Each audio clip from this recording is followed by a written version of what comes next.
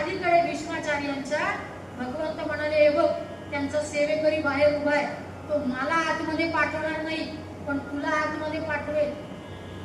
तू आतमध्ये जा, आतमध्ये गेल्यानंतर नमस्कार कर, नमस्कार कर, तुझं काम सगळं होईल, द्रौपदी काळजी करू नकोस.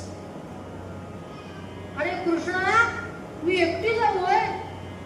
अरे काळ सुद्धा घाबरतो ज्यांच्या शामियान्यामध्ये जायला, तिथं तू मला एकटीला पाठवतोय. अजिबात घाबरू नकोस, मी बाहेर उभा आहे, तू जा. म्हणून शामियान्याच्या आत जायला जाते. सेवक म्हणतो, हा दर्शन घ्यायचं लगेच बाहेर यायचं. त्यांचं भजन चालू आहे. ठीक आहे म्हणाली. तिनं त्या शामियान्याची कणात, म्हणजे आजच्या मराठी भाषेत सांगू, पडदा थोडासा उघडला आणि आतमध्ये गेली तर सुंदर स्वर कानावरती पडले.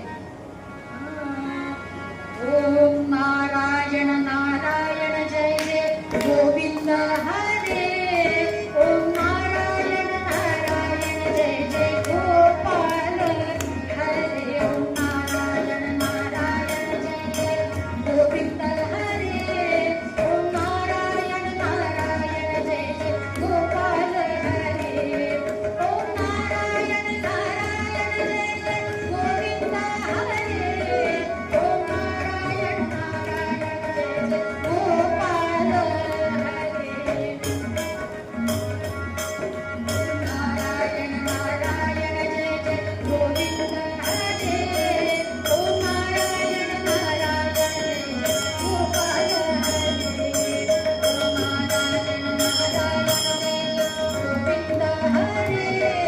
ओम नारायण नारायण जय जय गोपाल हरे.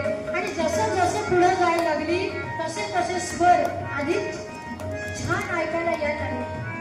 आणि पुन्हा भीष्माचार्यांच्या लक्षात आलं की कोणीतरी आलंय. डोळे बंद केलेले होते, पद्मासन घातलेले होते. ओम नारायण नारायण जय जय गोविंद हरे. ओम नारायण नारायण जय जय गोपाल हरे. म्हणा ओम नारायण नारायण जय गोविंद हरे. ओम नारायण नारायण जय गोपाल हरे.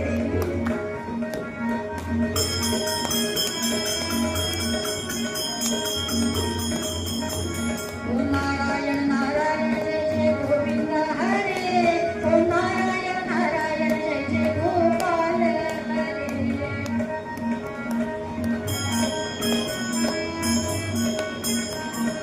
गोपाल हरे. जसं भजन थांबलं तसं द्रौपदीनं खाली वाकून नमस्कार केला आणि तिच्या हातातल्या कांकणांचा आवाज झाला आणि मुखातून आशीर्वाद बाहेर पडला. अष्टपुत्र सौभाग्यवती भव.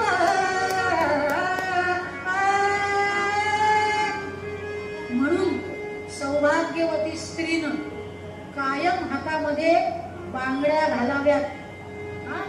त्या प्लास्टिकच्या, मेटलच्या त्या नाही, काचेच्या बांगड्या हातात घालाव्यात. का काचेच्या बांगड्या हातात घालाव्यात? आपल्या अंगामध्ये जी उष्णता असती ती उष्णता कमी करण्याचं काम काचेची बांगडी करते. आणि त्याही पुढे जाऊन सांगू, आपल्या नवऱ्याच्या दीर्घायुष्यासाठी एक का होईना काचेची बांगडी कायम हातात असावी. तुम्ही कुठल्याही प्रकारच्या बांगड्या घाला पण एक हिरवी बांगडी मागे हातामध्ये कायम हवी, हे लक्षात ठेवा. हे द्रौपदीने हातात बांगड्या घातल्या म्हणून आशीर्वाद मिळाला बरं, नाहीतर नमस्कार केला असतं तर कळलं कसं असतं.